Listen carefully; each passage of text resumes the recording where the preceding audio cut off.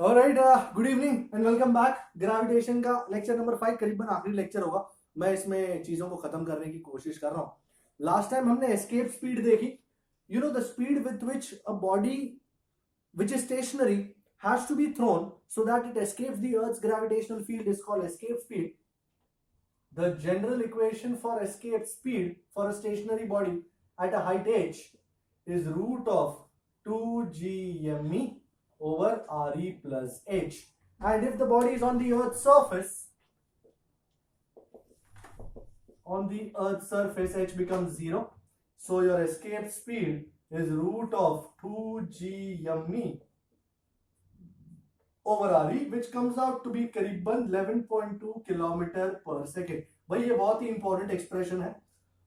मतलब अर्थ के ऊपर से किसी बॉडी को अगर फेंकना है, एस्केप करवाना है, तो it is root of 2gme, मतलब mass of the earth over radius of the अर्थ। इसी को यूज करके कभी कभी ये भी पूछा होता है कि what is the escape speed from Mars.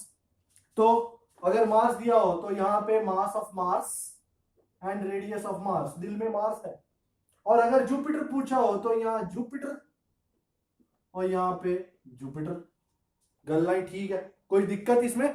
सो अलग अलग क्वेश्चंस को हम बना सकते हैं इस तरह, और अलग अलग चीजों का आंसर यही आइडिया यूज करके फाइंड कर सकते हैं। Okay, then we saw satellites.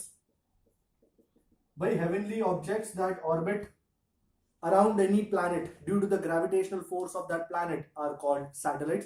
Natural satellite moon है अर्थ का। हमने आर्टिफिशियल सैटेलाइट की बात करनी है तो ये अर्थ है, और अर्थ के इर्द गिर्द ये मस्त सैटेलाइट घूम रहा है टक टक टक टक टक in an orbit of radius R from the centre of the earth. मैं सब कुछ सेंटर ऑफ द अर्थ से लेता हूं। And orbital speed is v0। तो the most important equation, people remember this, अगर ये घूम रहा है, who is providing the required centripetal force? Centripetal force.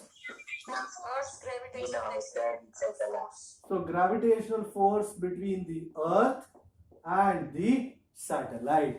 So mvo square by r is gmem over r square. ठकाठक। और यहां से हमको ऑर्बिटल स्पीड के दर्शन भाई।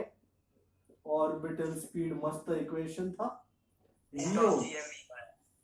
Root of gme by r।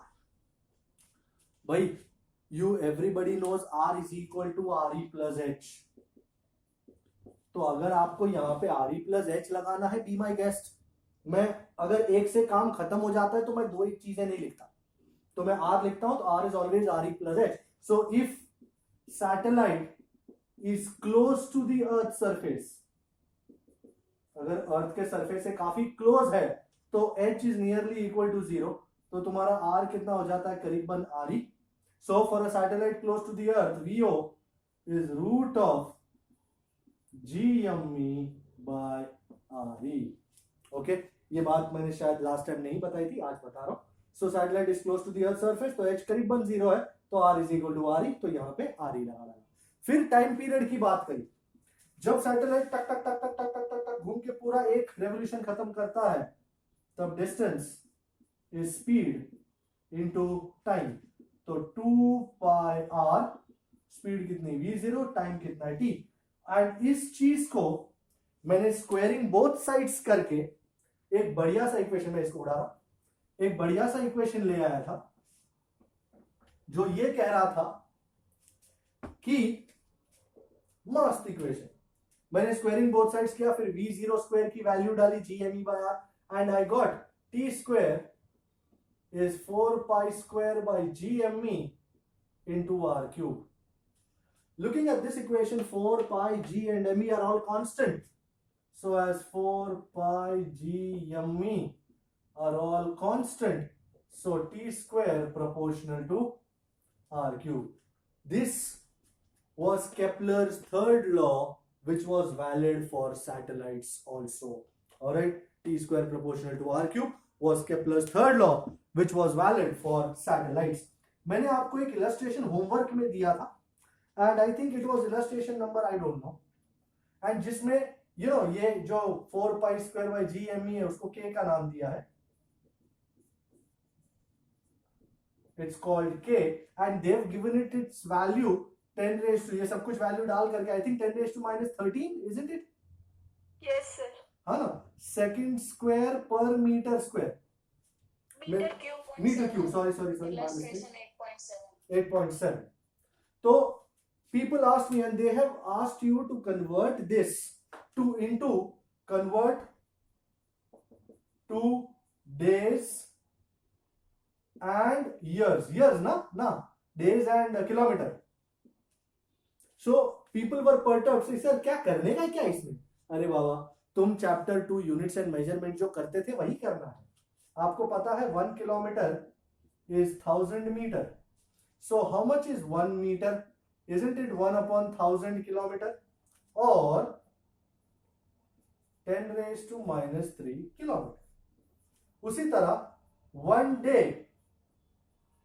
how many seconds? 24 into 3600 seconds. Everybody knows एक दिन में 24 घंटे होते हैं और हर घंटे में 3600 सेकंड होती है. तो 1 second is 1 upon 24 into 3600 days. खेल खलास. जहां मीटर है वहां इस चीज को पुटअप करना है, जहां सेकंड है वहां इस चीज को पुटअप करना है, and you are good. Agreeable? मेरे को काफी लोगों ने पूछा सर करने का क्या है, सर समझ में नहीं आया. अरे ये मीटर की जगह ये लगा देना, सेकंड की जगह ये लगा देना, कैलकुलेट करो and find out the answer जी. And once you find out the answer, I think second question में तुमसे ये पूछा है कि मून का ऑर्बिटल पीरियड फाइंड करना है ना, कि डिस्टेंस फाइंड करना है, टाइम पीरियड फाइंड करना है. तो टाइम पीरियड फाइंड करना है for moon. I think orbital radius दिया हुआ है. I think 3.84 into 10 raised to 5 kilometer. हाँ जो भी है. सो टी स्क्वायर, इसको के नाम देते हैं, टी स्क्वायर इज के आर क्यूब. तो जो के की वैल्यू यहां से मिली आपको, ये जो के की वैल्यू इसको डाल करके मिली वो लगाए, आर जो भी है किलोमीटर में वही लगाए, इसका क्यूब करें और जो आंसर आया वो आंसर दिनों में होगा, and as a result root मारे और आंसर दिन में ले आए. You think it is possible? Yes, sir. You know, I think that would be done. Also in illustration number 5, लोग सोच रहे सर ये मार्शियन ऑर्बिट क्या है, ये मार्शियन ऑर्बिट क्या है. ये सन है और ये अर्थ है. सन और अर्थ के बीच का distance is earth's orbit, and ये मार्स है. आजकल सबके दिल में मार्स है. तो सन से मार्स का distance Martian orbit. Yes, sir. Martian orbit. उसी तरह लोग पूछते मार्शियन ईयर क्या है. अरे भाई, अर्थ को एक पूरा रेवोल्यूशन करने में कितना टाइम लगता है? 365 एंड 1/4 डेज. उसको हम 1 अर्थ ईयर के नाम से जानते हैं. उस तरह मार्स को पूरा एक रेवोल्यूशन घूमने में कितना दिन होगा? That is the Martian year. है कि नहीं? The time taken by Mars to complete one full revolution around the sun is called Martian year. Is this agreeable? People? Yes, sir. Yes, sir. We are good with that? Okay. So, can I take all this off now? मैं ये सब चीजें दिखाना चाह रहा था आपको.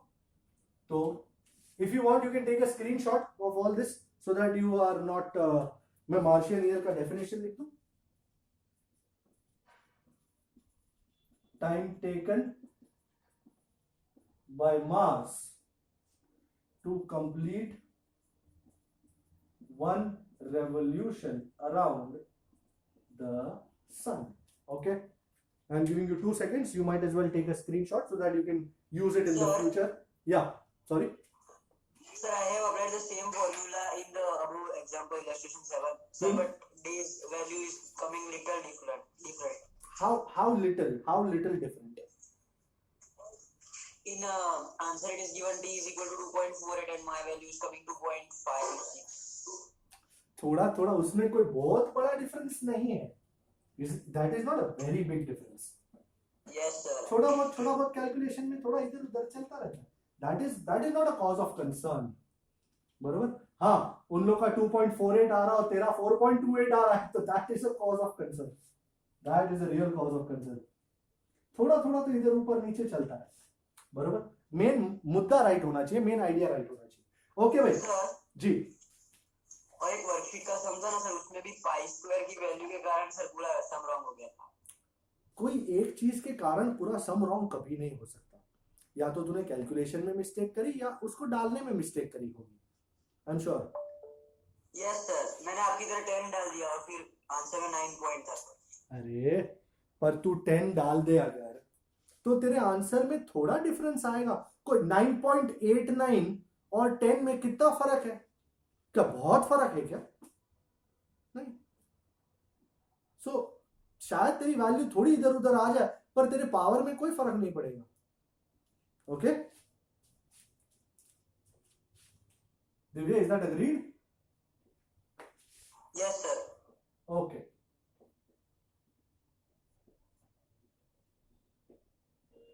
Now this is a very special note that I am giving you. You know, actually this note is composed of two things.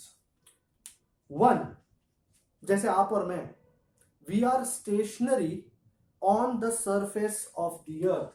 So consider a body of mass m.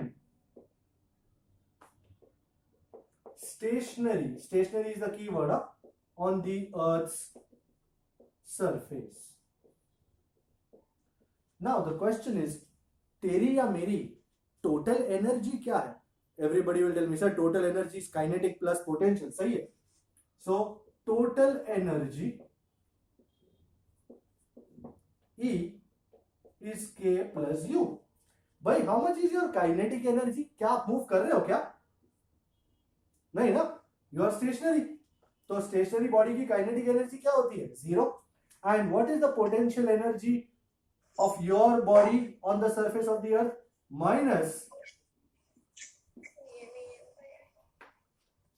So the total energy of a stationary body on the earth's surface is minus GMEM by RE. This energy, this total energy is called binding energy. क्यों sir binding energy? ये binding को क्यों लाया? क्योंकि आपने देखा minus sign है। Minus sign का मतलब है you are bound, you are held by the earth with this much energy. अगर आपको इस धरती से फ्री हो जाना है तो कोई एजेंसी तुमको इतनी एनर्जी दे देगा, GMEM by RE, आप फ्री हो जाओगे, एस्केप एनर्जी। सो इतनी एनर्जी अगर मिल जाए तो body will escape forever from this earth. This is called binding energy. So if this much जी सर इसमें और पोटेंशियल एनर्जी में फिर कोई डिफरेंस? एब्सोल्युटली डिफरेंस है, क्योंकि तूने देखा यहां पे हमारी काइनेटिक 0 है, इसलिए यह आंसर आया। Do you understand? ये आंसर टोटल एनर्जी का ये इसलिए आया क्योंकि फिलहाल हमारी काइनेटिक एनर्जी 0 है। We are not moving with respect to the earth, so we are stationary. That is why हमारा आंसर ये आया। If you consider a body which is moving, magnitude same होगा ना किसका? इस बाइंडिंग एनर्जी और potential energy. आप, मुझे ये पता नहीं चल रहा है आप लोग पोटेंशियल एनर्जी को इतना वो क्यों कर रहे हो? यहां पे तुम्हारा आंसर पोटेंशियल एनर्जी जितना इसलिए आया है क्योंकि you are stationary on the earth. अगर काइनेटिक एनर्जी की वैल्यू कुछ और होती, क्या टोटल एनर्जी का आंसर ये आता? No sir. एग्जांपल लेके बात करता हूं मैं। कंसिडर अ बॉडी, अच्छा मैं लिख रहा था, this energy is given to a body, it will escape, so it is sometimes also called escape energy। कोई तुमसे बोले कि भाई तुम्हारी escape energy कितनी है? Your escape energy is actually same as binding energy, which is same as total energy। तो escape energy, binding energy, total energy interchangeable words। Now second, consider a satellite of mass m revolving around the earth with speed v0 in an orbit of radius r. Okay, हमारा satellites का सबसे important idea था ये. सो ये अर्थ है, ये satellite. मैं इसकी भी टोटल एनर्जी फाइंड करना चाह रहा हूं, आप मुझे हेल्प कीजिए. ये ऑर्बिट का रेडियस है r और स्पीड है उसकी v0. सबसे पहली बात, जब भी हम किसी सैटेलाइट को देखते हैं हमारे मन में एक ही बात आती है, कौन प्रोवाइड कर रहा है required centripetal force? Gravitational force between Earth and Gravitational satellite. force between Earth and satellite. So never say earth again. It is the gravitational force between the earth and the satellite. अर्थ अकेला responsible नहीं है. तो sir क्या answer आया? काटो ना sir, v0 मिल जाएगा फिर तो. मुझे v0 में इंटरेस्ट नहीं है, मैं एक स्पेशल चीज लाने के लिए इसको ऐसा रखा है. Now what will be the total energy of this satellite? Total energy everybody knows is kinetic plus potential. अब यहां पे खासम खास, क्या काइनेटिक एनर्जी जीरो होगी? क्योंकि काइनेटिक एनर्जी हाफ mv² है एंड mv² की वैल्यू है यहां जैसा नहीं है जहां काइनेटिक एनर्जी जीरो. तुम और मैं स्टेशनरी है. तो ये आंसर आया क्या? अब ये आंसर आएगा क्या? लेट अस सी, लेट अस. मैं इसको उड़ा दूं ये स्टेप को? हाँ सर उड़ा दो. मैं इतना रख रहा हूं कंपेयर करने के लिए. भाई total energy E is k plus u. भाई काइनेटिक एनर्जी जानते हो आप, half mv0². Potential energy anybody? Minus -gm by re. कौन था -gm/re? That is potential energy for a body on the surface of the अर्थ. यहां ये body surface of the अर्थ पे नहीं है, इसके सेंटर और अर्थ के सेंटर में r का डिस्टेंस है. सो -gmem/r. अच्छा, यहां पे mv0² देगा आपने? कैन आई राइट mv0² की जगह Yes sir. gmem/r? वाह, अब एलसीएम लेने का मामला बिल्कुल सेट है. यहां 2r है तो यहां 2r करने के लिए मैं मल्टीप्लाई एंड डिवाइड बाय 2 कर लेता हूं. तो मेरा आंसर क्या आएगा श्रीमान? -gmem. नीचे 2r 2r, gmem minus 2gmem. Minus GMEM. मैंने खास ये इक्वेशन को रखा है ताकि हम इसे कंपेयर और कंट्रास्ट कर सके. This is 1, this is 2. Look at this and look at this. Are they both equal? First thing. No sir. So isn't that a very big question why they are not equal? Sir, because This is for a body stationary on the earth which has only potential energy, nothing else, no kinetic energy. So its total energy is -gmem/re. On the other hand, this is the total energy for a body which is revolving around the earth, the satellite. उसकी है -gmem/2r. Alright, so ये दोनों equations बहुत अलग है क्योंकि ये दोनों की सिचुएशंस अलग है. ओके, ये है total energy of a revolving body. Now I can take this off. Okay, अच्छा आंसर आ गया. We can move out of here. But before I move out, I want you to see this and I want you to see this. This is mv0². ना ये kinetic energy का चचा. अगर मैं यहां हाफ लगा दूं और यहां भी हाफ लगा दूं, isn't this kinetic energy? Is it? yes sir. So look at this value and look at this value. What connection do you find between this and this? Total energy is opposite of center. E is equals to -k. Very good. So note में, अच्छा मैं इधर लिख देता हूं. This is total energy of a body revolving around the earth. Okay, इसको note में डालेंगे, एक तो छोटा सा नोट है ये. We can see that total energy is minus of kinetic energy. Isn't that true? ये kinetic energy GMEM by R, kinetic हमेशा पॉजिटिव होती है, और टोटल आपने देखा माइनस है. माइनस का मतलब है पकड़ा हुआ है, अर्थ ने पकड़ा, पर इसका मैग्नीट्यूड GMEM बाय आर और इसका मैग्नीट्यूड GMEM बाय आर दोनों तो सेम रहने का. वाह वाह वाह.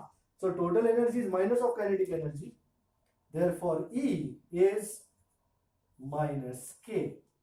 अच्छा, तो ये तो कंपेयर कर दिया सर, फर्स्ट क्लास, मजा आ गया. अच्छा, आप टोटल एनर्जी को काइनेटिक के साथ कंपेयर कर दिया, टोटल एनर्जी को पोटेंशियल के साथ तो कंपेयर करके देखो. यो पोटेंशियल है माइनस GMEM बाई छोटा आर, ये टोटल है माइनस GMEM बाई 2R. क्या लग रहा है? PE is equal to half E. 2E is equals to PE. U. अरे, E is equal इसको to देखा, half इसको U. देखा. Isn't total energy E is half equal to of potential energy?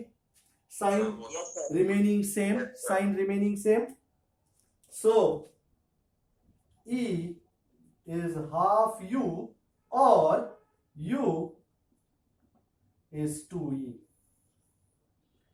मैं चाहता हूं आप ये इक्वेशन और ये इक्वेशन तुरंत अपनी बुक में जॉट डाउन करें.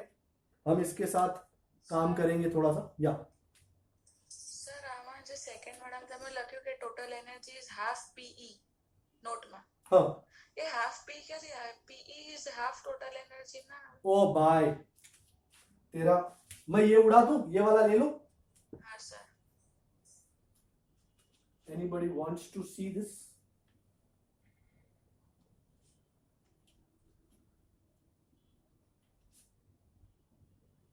अच्छा,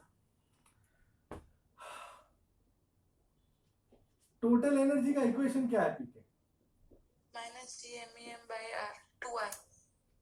अच्छा, સોરી સર. मैं तेरे को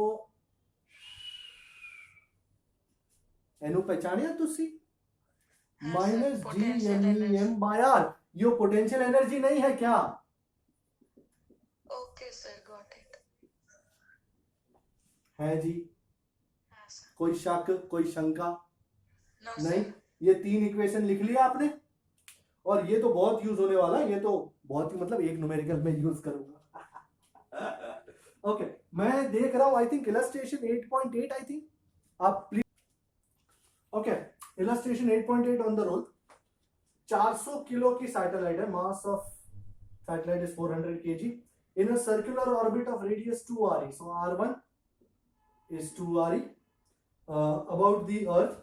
How much energy is required to transfer it to a circular orbit of radius 4RE? R2 is 4RE चाहिए, तो कितना चेंज इन एनर्जी है, टोटल एनर्जी, वो अपने को फाइंड करना. What are the changes in kinetic and potential energy? Delta K कितना है एंड डेल्टा U कितना है. ओके, नाउ भाई सबसे पहले हमें ये पता लगाना चाहिए the total energy of satellite is.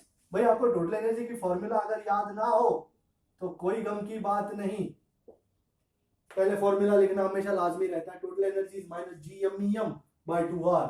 So E1 in case 1 कितना होता है? Minus GMEM by 2R1.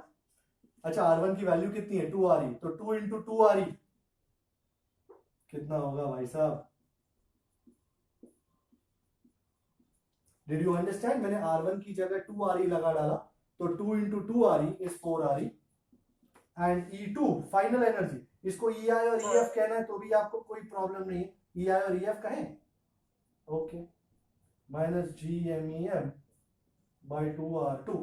R2 कितना है? 4RE. 4 2s are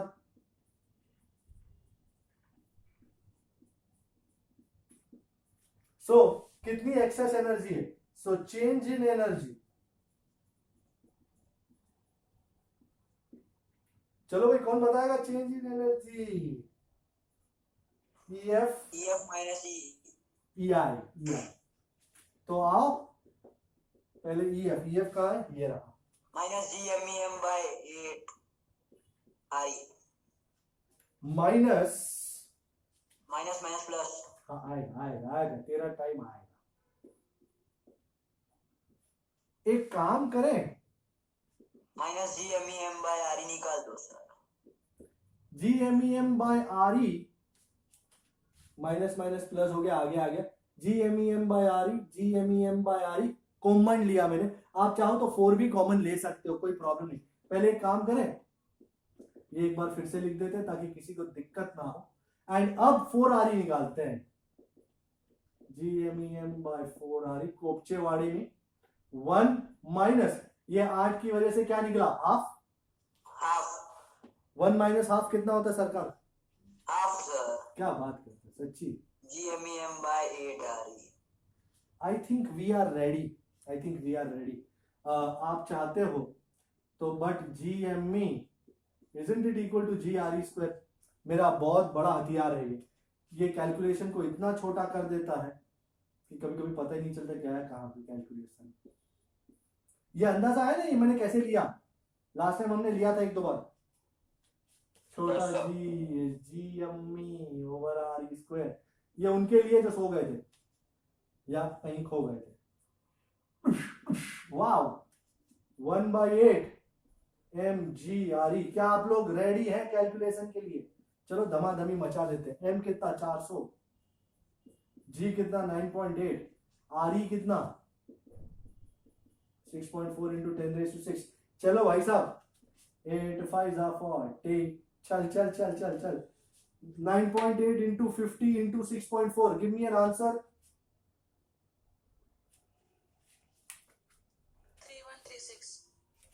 3136 into 10⁻⁶. Sorry, 1 2 3. तो 3.13 into 10⁻⁹. is that the answer, Joule? Yes, sir.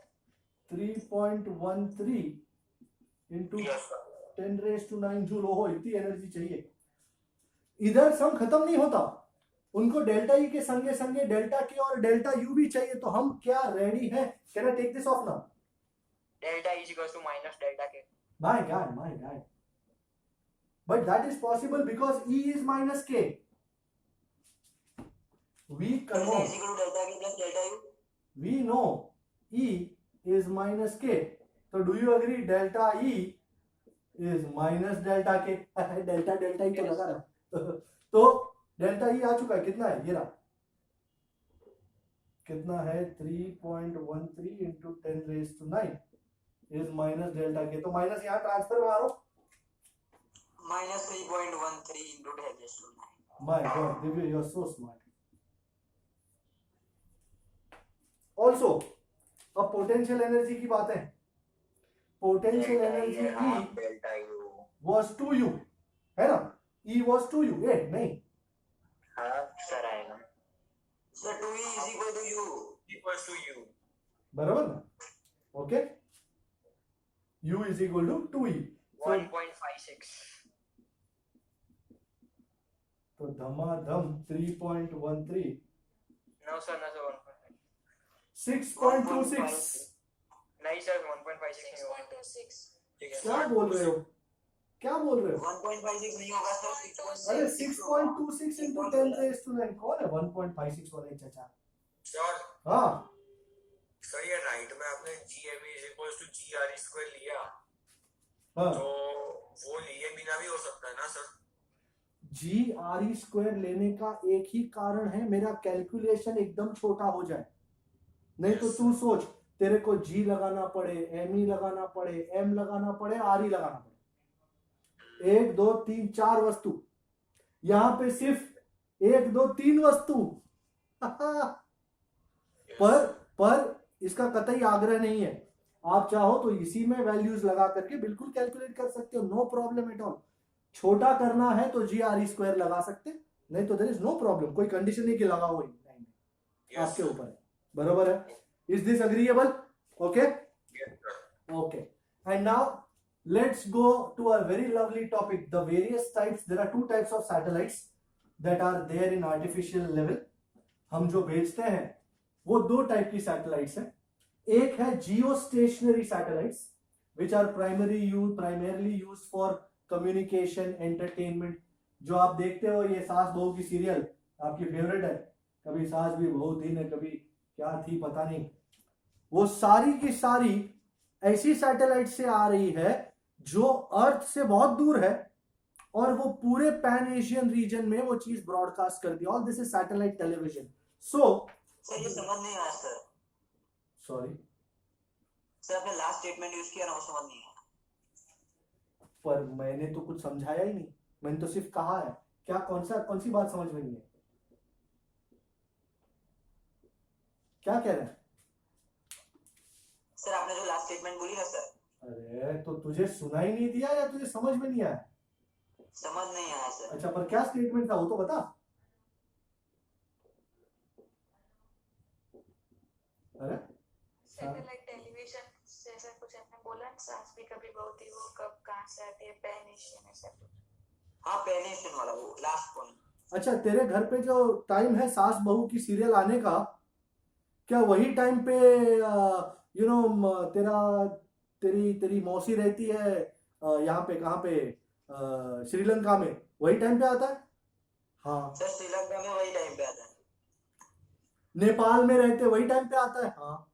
हाँ सर. पूरे इंडियन सब कॉन्टिनेंट पे सास भी कभी बहू थी वही टाइम पे आता है, क्योंकि वो अर्थ के ऊपर से सैटेलाइट में से भेजा जा रहा है, सैटेलाइट में से ब्रॉडकास्ट हो रहा है, एंड दैट इज व्हाई सबको एक ही टाइम पे वो रिसीव होता है. ये सैटेलाइट अर्थ से बहुत ऊपर है एंड ये सैटेलाइट का टाइम पीरियड 24 आवर्स है. अर्थात ये अर्थ है और ये वो सैटेलाइट है. जैसे अर्थ घूमता है ना, ये सैटेलाइट भी घूमता है एंड अर्थ एक पूरा रोटेशन कितने टाइम में मारता है? 24 आवर्स. 24 आवर्स. तो ये सैटेलाइट भी टक टक टक टक टक टक टक टक पूरा एक रेवोल्यूशन 24 आवर्स में ही मारता है.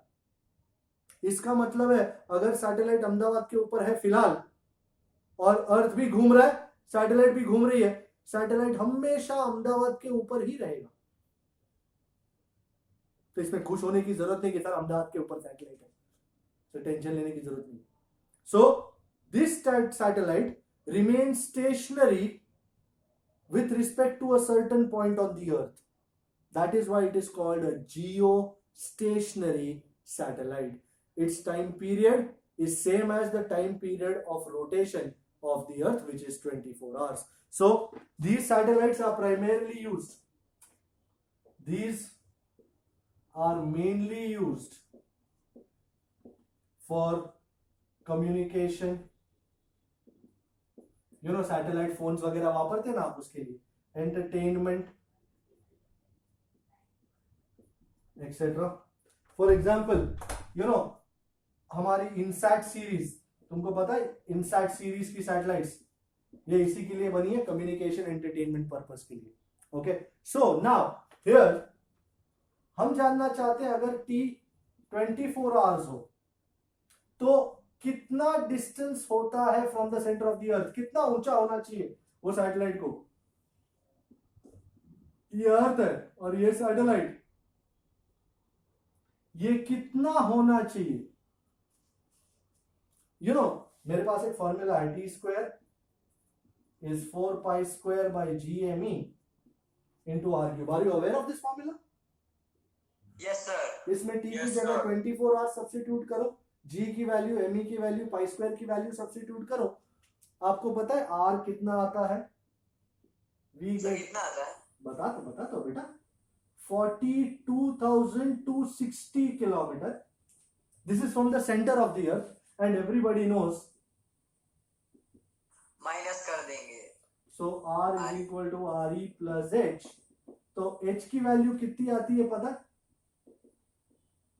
करीबन 35,860 किलोमीटर, विच इज करीबन 36,000 kilometre from the earth's surface. Before I say anything else, understand this number, let the number sink in. ये सैटेलाइट हमसे अर्थ के सरफेस से 36,000 किलोमीटर ऊपर है. Do you understand this number? Do you? Yes sir. You sure understand this number? बहुत. Yes. क्या ये number बहुत बड़ा है, छोटा है, क्या है? Do you have any idea? Sir बहुत ही ज्यादा पर I wish to compare. You know, मैं सोचता हूं प्लेन भी काफी ऊपर उड़ता है, तो क्या ये सैटेलाइट प्लेन जितनी हाइट पे है या उससे ऊपर है या क्या है? सर प्लेन से ऊपर ही उड़ता है, मतलब 10 किलोमीटर ऊपर ही उड़ता है. You know, plane flies at a height of 30,000 feet, 40,000 feet. 30,000 feet is करीबन 10,000 मीटर and 10,000 मीटर is करीबन 10 किलोमीटर. तो प्लेन हमसे मैक्सिमम 10 से 12 किलोमीटर ऊपर उड़ता है. 10 से 12 किलोमीटर ऊपर. ये 36,000 किलोमीटर है. यहां से दिखेगा भी नहीं. No idea. No such. 1000 times हो जाता है सर वो तो. सॉरी, सर सिर्फ धुआं दिखता है. काय का धुआं? 3000 मतलब 3000 टाइम्स हो जाता है. But the most important question is, how are you going to send this satellite up here? You know, we require very powerful rockets. You know, I'm sure you've heard of GSLV, PSLV series. So, all those rockets are vehicles which are used to send satellites up to this distance. इस orbit Yes, को sir. कहते हैं जियो synchronous orbit या जियो stationery orbit. ये अर्थ इस तरह rotate करते हैं ना, ये भी इसी तरह रोटेट करता है, east west direction. This orbit is also east west, that is same as the direction of Earth's rotation. याद रखें. So time period 24 hours, distance 36,000 kilometer from the Earth's surface. This is an east-west orbit. This is a geostationary satellite. इसको जियो company के साथ कोई लेना देना नहीं है. And second type of satellite is a polar satellite. अब ये जियो स्टेशनरी सैटेलाइट मस्त है सर, कम्युनिकेशन एंटरटेनमेंट के लिए इस्तेमाल होता है. तो ये दूसरी सैटेलाइट का क्या काम है? मैं तो स्टार प्लस देख के खुश हूं. पर सर पोलर सैटेलाइट. कौन सा सैटेलाइट? पोलर सैटेलाइट पोल्स पे होगा. नहीं, पोल्स पे तो नहीं होगा, but sir pole to pole travel करता है. जी, but the most important thing is ये दूसरे सैटेलाइट का क्या काम है. आई एम श्योर आपने न्यूज देखी होगी कभी ना कभी. उसमें Yes, न्यूज sir. खत्म हो जाने के बाद सर वेदर कास्टिंग, हाँ वेदर दिखाते हैं कि मिनरल रिसर्चिंग. सैटेलाइट से प्राप्त चित्र के अनुसार यहाँ पे बरसात होगी, यहाँ बादल गरजेंगे, यहाँ पे आसमान साफ रहेगा. वो कौन भेजता है वो पिक्चर? सैटेलाइट. वो कौन सी सैटेलाइट है? क्या वो जियो स्टेशनरी है? नहीं, ये ऐसी सैटेलाइट है जो अर्थ के सरफेस से, ये कितने डिस्टेंस पे थी? 36,000 kilometre. These satellites orbit the earth at distances of 500 to 800 kilometer above the earth's surface.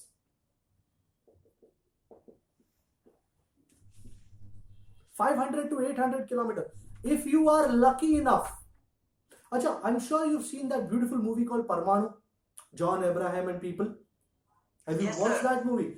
So in that movie, you might have, it's a very lovely movie to understand satellites and stuff like that. There are satellites of different countries over India at every moment. And, फिर वो बीच में एक बार दिखाई देता है कि उन्होंने रात को वो बैठे थे और सैटेलाइट जाते हुए देखा. You remember that? It was a satellite या plane था, क्या था, something. So those satellites are very close to the earth. Those satellites are primarily used for spying. That is spying, SPYING. दूसरे देश क्या कर रहे हैं उसके ऊपर नजर रखने वाली जासूसी. हिंदी में क्या समझा तुमने? तो जासूसी सैटेलाइट्स है. So these are used for weather forecasting. Understanding flora and fauna, Sir, तुम्हारे, flora, fauna. Just give me a moment बेटा, I will surely explain everything. तुम्हारे कितने जंगल हैं, कितना दरिया है, क्या वाइल्ड लाइफ है, वो तुम जंगल के अंदर जाके तो नहीं ढूंढ सकते. ये एक, ये दो, ये एक झाड़, दो झाड़, तीन झाड़. वो सैटेलाइट से ही हम देखते हैं कि पहले इतना झाड़ था, अब इतना रीजन कम हो गया है झाड़ का, हैबिटेट कम हो गया है वाइल्ड लाइफ का. तो वो सारी चीजें हम सैटेलाइट से देखते हैं. So flora and fauna study करने के लिए सैटेलाइट्स का यूज किया जाता है. Weather forecasting, flora and fauna, sorry, Mineral researching from ground. हाँ, researching, absolutely. Military purposes, spying, etcetera. अच्छा, दीज, अब ये इनका नाम पोलर क्यों है? तुम्हारी जो जियो स्टेशनरी सैटेलाइट थी, ये अर्थ है ना, अर्थ भी ऐसा घूमता है ईस्ट वेस्ट, ये सैटेलाइट भी ईस्ट वेस्ट घूमती है. इक्वेटोरियल ऑर्बिट है इसका, जबकि इनका पोलर ऑर्बिट है. सो if this is the earth, तो ये सैटेलाइट इस तरह ऑर्बिट करता है, North to south. north south direction. So these satellite, these orbit in the north south direction with a time period. इनका टाइम पीरियड करीबन 100 minutes होता है एक पूरे रेवोल्यूशन के लिए. तो इसका मतलब है वो पूरी अर्थ के बहुत सारे चक्कर लगा सकते हैं एक पूरे दिन में. एंड वो जब वो चक्कर लगाते हैं तो एक पार्ट ऑफ द अर्थ दिखता है, फिर अर्थ घूम जाता है, फिर दूसरा चक्कर लगाते हैं, दूसरा पार्ट दिखता है. तो इस तरह पूरे अर्थ को वो पूरे दिन में देख सकते हैं, सारे पार्ट्स को. South direction with a time period of nearly 100 minutes. बरोबर sir ji. Sir Starlink polar satellite है या सॉरी, कौन सा Starlink? Starlink, what is it used for? I don't know that, इसलिए तो पूछा सर आपको. But Starlink how would I know? Starlink, तूने ये नाम कहाँ सुना? Sir Starlink Elon Musk. Elon Musk का है सर स्टारलिंक. अगर एलोन मस्क का है तो I think it would be a communication satellite and it would be Yes, sir. geostationary. It would be a geostationary satellite. It would be in the east-west orbit. Only those satellites with some purpose like this, they would be in polar orbit. बराबर. जैसे कोई research करने गया है कि भाई ये ice caps melt हो रही है, क्या हो रहा है करके, अर्थ का टेम्परेचर कितना बढ़ रहा है, क्लाउड कवर कैसा है, वेदर फोरकास्टिंग करने के जा रहा है, तो वो सारी पोलर ऑर्बिट में घूमेगी. स्पाइंग करना है, military purposes, defence satellites, remote sensing satellites, all those will be polar. बाकी those which are related with either communication or entertainment, they would surely be geostationary satellites. Agreeable? Okay. So this was all about polar satellites. And the last topic. हल्का भारी हो जाने. हल्का भारी नहीं, zero वजन हो जाना. ये एक बहुत ही अजीब सी घटना है कि सपोज तुम यहां सरफेस पे खड़े हो अर्थ के, तुमको अपना वजन महसूस होता है. बिकॉज क्यों महसूस होता है? क्योंकि जितना वजन तुम अर्थ पे डाल रहे हो, अर्थ उतना ही नॉर्मल फोर्स तुमको वापस दे रहा है. तो तुमको अपना वजन महसूस होता है, चलते हो, खेलते हो, खड़े हो, अपना वजन महसूस होता है.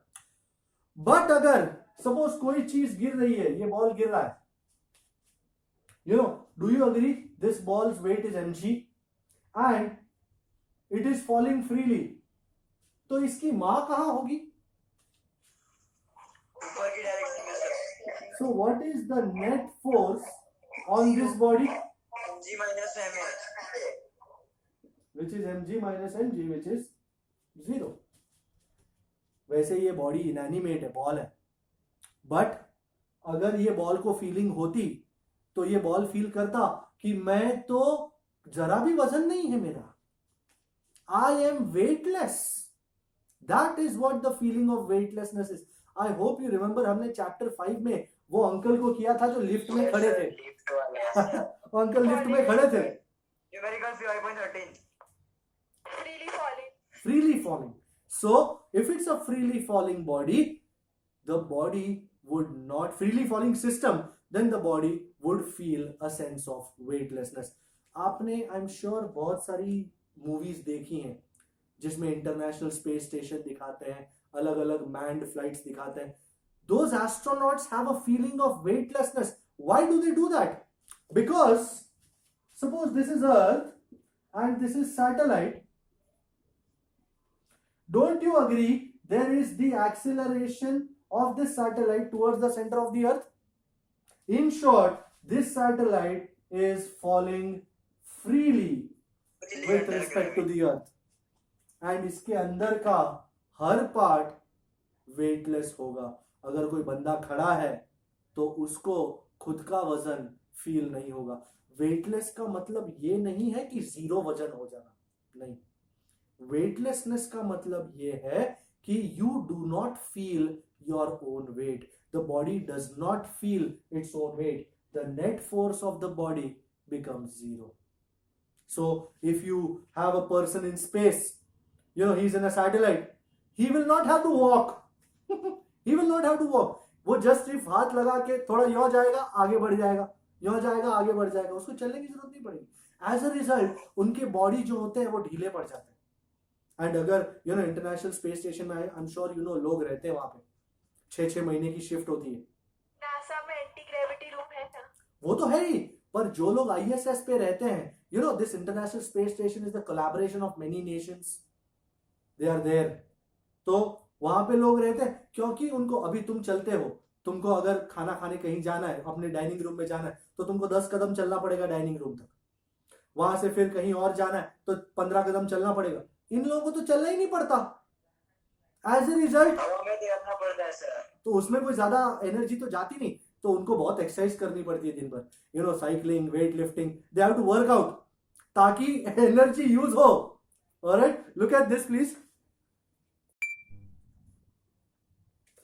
सो एज आई वाज सेइंग कि उन लोगों को वर्कआउट करना पड़ता है because they are not using their energy anywhere. So that is the idea of weightlessness.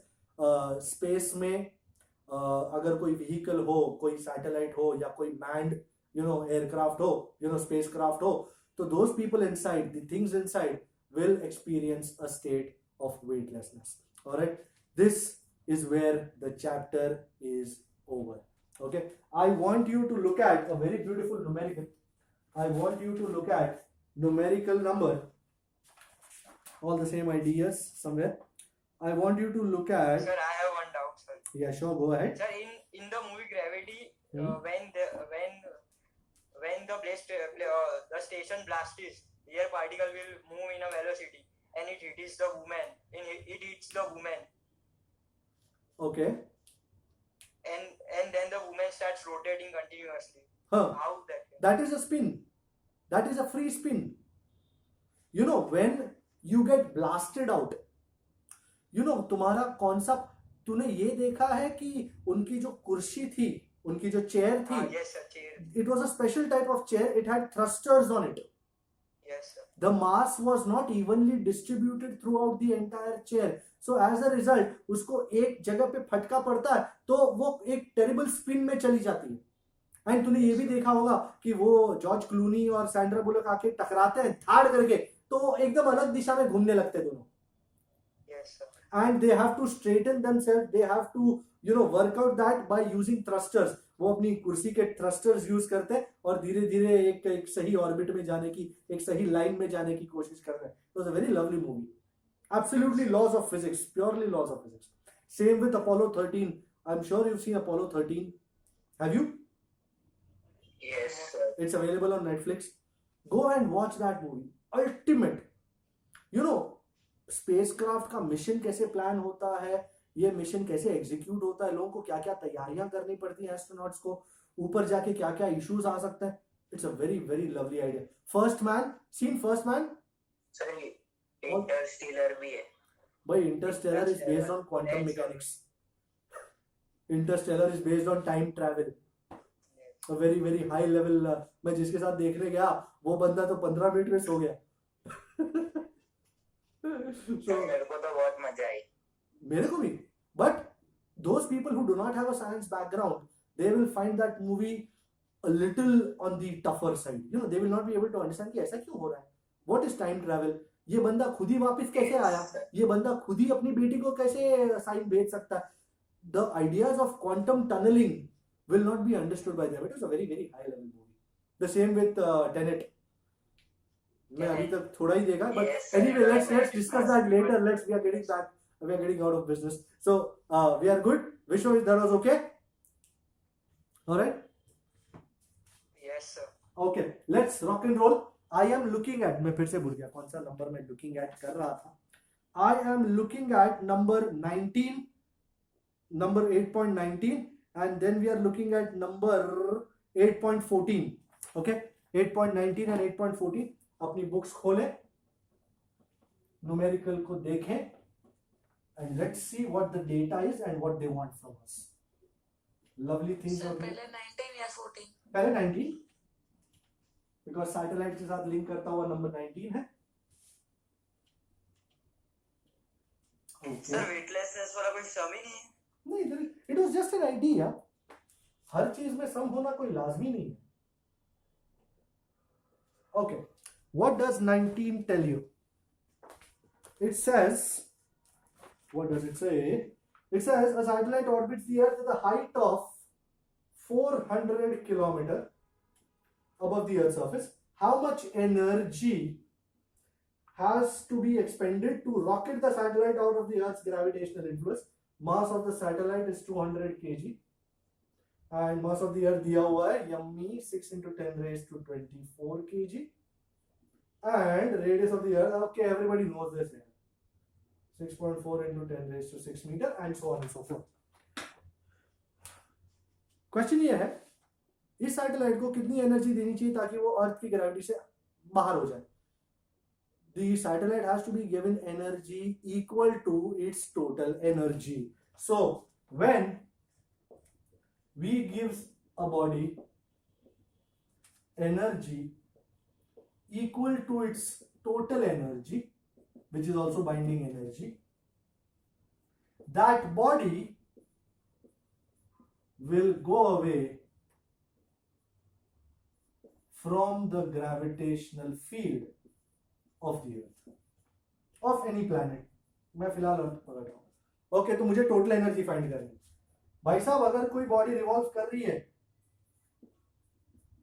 at a certain height above the earth's surface, do you remember the equation for total energy? Yes sir, E is equal to minus GMEM by 2R. And what is R? RE plus H. I think we are done and dusted. Values put करें. 6.67, 10 raised to minus 11, yummy 6 into 10 raised to 24. Mass of the satellite 200 kg upon 2. RE कितना है? 6.4 into 10 raised to 6 plus H 400 kilometer.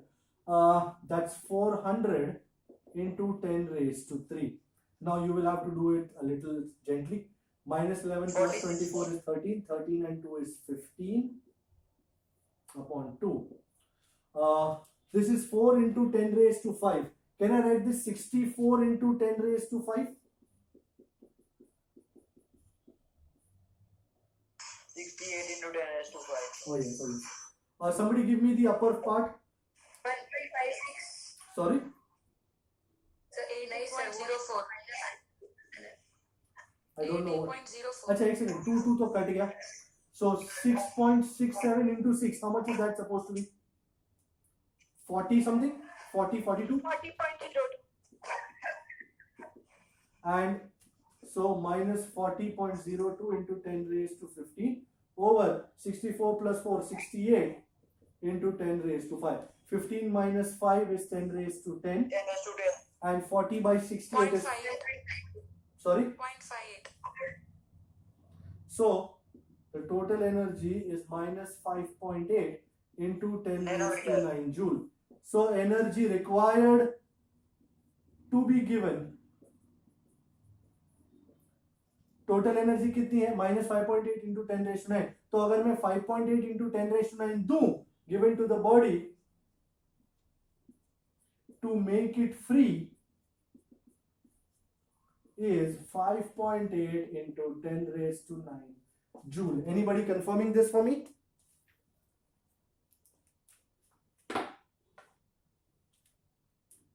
Nobody? Okay, numerical 14. I don't want. Sir ये last statement समझा दो ना sir एक बार. बेटा इस बॉडी की टोटल एनर्जी कितनी है सपोज तेरी टोटल एनर्जी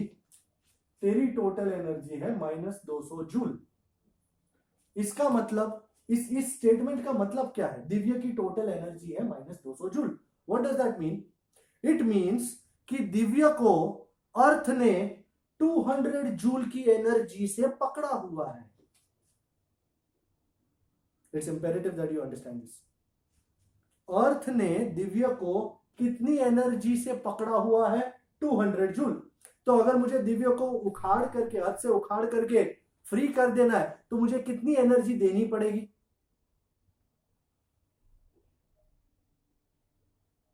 200 जूल. बिल्कुल जितनी माइनस में है उतनी ही प्लस दूंगा तो टोटल कितनी हो जाएगी 0 ना. You are free. 0. Yes sir. तो इस सैटेलाइट की टोटल एनर्जी है -5.8 इंटू 10⁻⁹. मतलब अर्थ ने इस सैटेलाइट को 5.8 इंटू 10⁻⁹ जूल की एनर्जी से पकड़ा हुआ है. माइनस का मतलब पकड़ा हुआ है. तो मुझे कितनी देनी पड़ेगी ताकि वो छूट जाए? +5.8 इंटू 10⁻⁹ दूंगा तो छुट्टी हो जाएगी, 0 हो जाएगा, फ्री हो जाएगा, कोई बंधन नहीं होगा.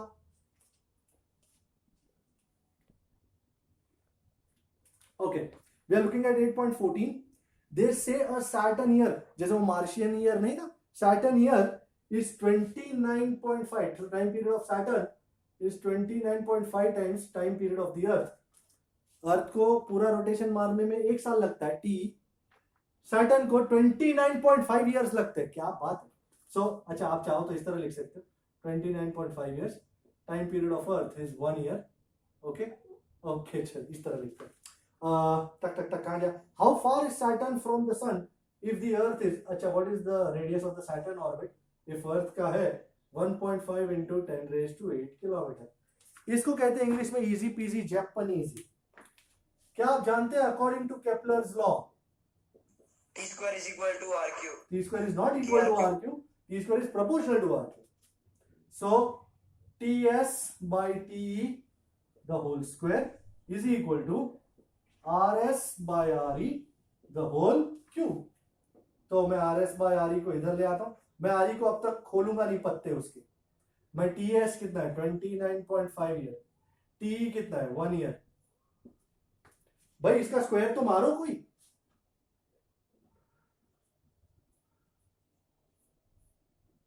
Anybody? 870.25. How much? 870.25. और अब मुझे इसका क्यूब रूट लेना है.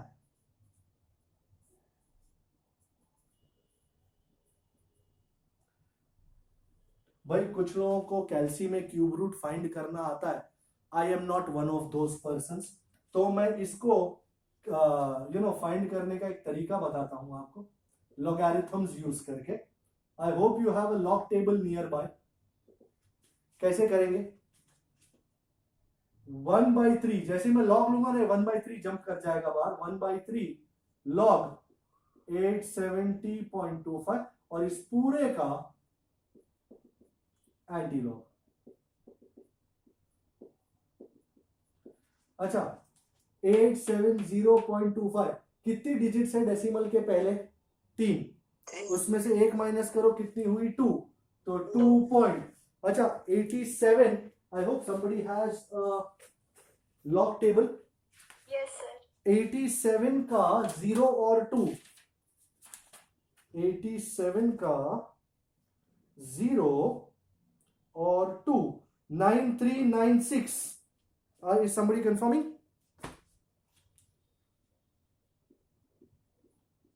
Yes, sir. Say yes or say no. Say something. Yes, sir. Yes, sir. And 2.9396 divided by 3 करें. 2.9396 0.97. 0.9798. Yes, sir, up to 4 digits. 0.9798. अब 97 anti logarithm of 97 98, anti logarithm 97 का 9 और 8 कितना है 17.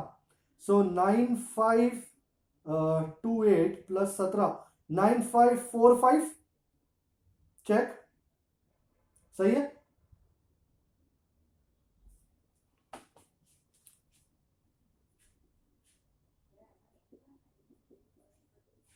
सर जी सर लॉगरिथम में log तो पता चल गया, पर एंटी लॉग कैसे ढूंढा आपने? मेरे पास लॉगरिथम में लॉगरिथम के पीछे ही एंटी लॉगरिथम का पेज है. I hope you are Okay, there. ये जो 0 है ना ये पावर में आएगा 10⁻�0. अब आप 97 का 9 और 8 का एंटी लॉग फाइंड कीजिए तो 97 का 9 और 8. ओ शिट मैंने मिस्टेक मार दी. नहीं बरोबर है. 9528 प्लस 17 इज 9545. बरोबर ना 9.545. Check and confirm. Yes, sir. So into 10⁻�0, so that is equal to 9.545. अगर आपको कोई तरीका आता है अगर आपको कोई तरीका आता है जिससे आप क्यूब रूट फाइंड कर सकते कोई और तरीके से, you might as well do it. मैं ये तरीका करता हूं, इससे सही है. Go ahead. इससे सही है क्या कर सकते हैं इसका आंसर 9.545 आया. प्रोसीजर सही है, समझ में आई पीपल?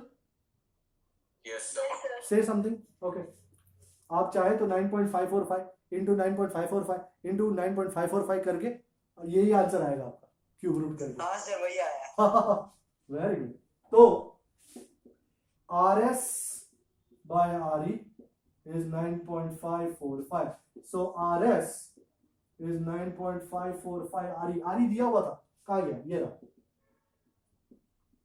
इसका मेन फंडा ये तो इजी था, बस मेन फंडा यही था कि क्यूब रूट कैसे फाइंड करें. ये तुमसे क्यूब रूट फाइंड करवाना चाह रहा था. Anybody doing 9.54 14.317. 14.32 into 10⁻⁸ kilometer, or you might as well write it as 1.432 into 10⁹ kilometer. This is the radius of Saturn's orbit. Radius of Saturn. Saturn's orbit. Yes sir. Yeah, you can, जैसे वो Martian orbit था, you can call it Saturnine orbit. I don't mind that. Okay, I wish to do one more numerical, which is at page number number 21. Can you see number 21? I think with that numerical, I'm sure you're looking at 8.21 right now. Yes sir. Okay.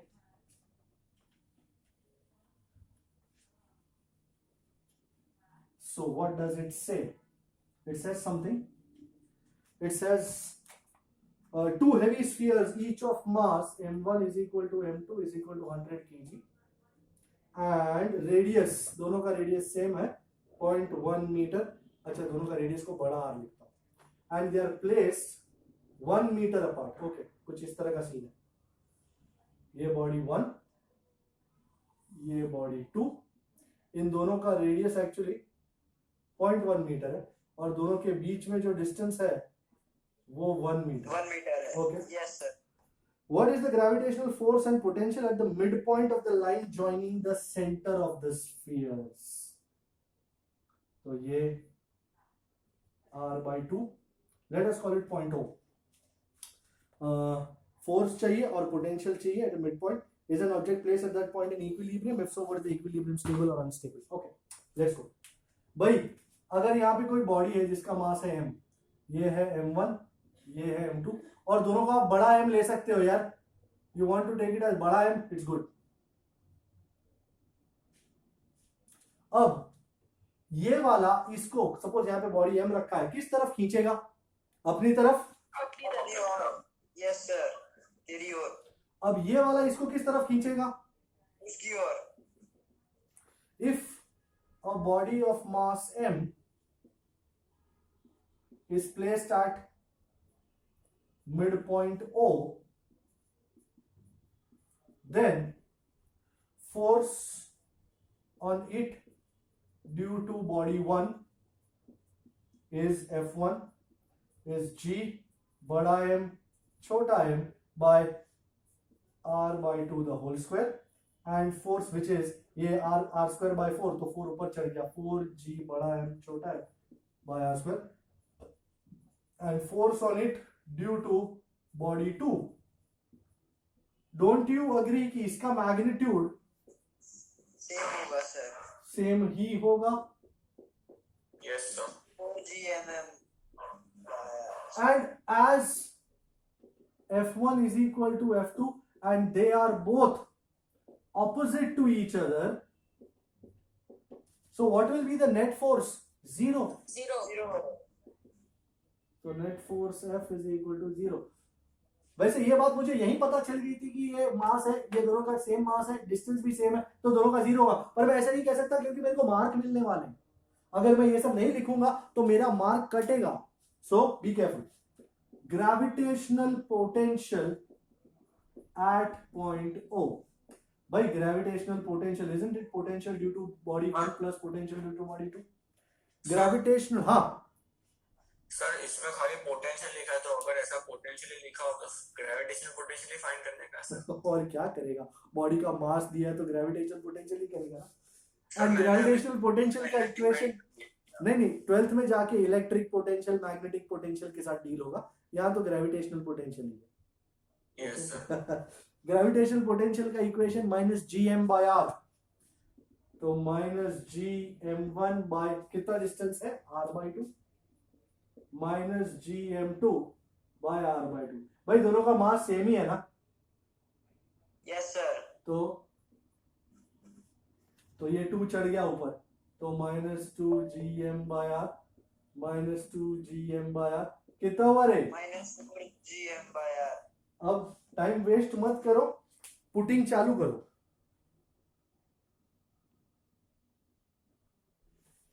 Values put करना शुरू करें।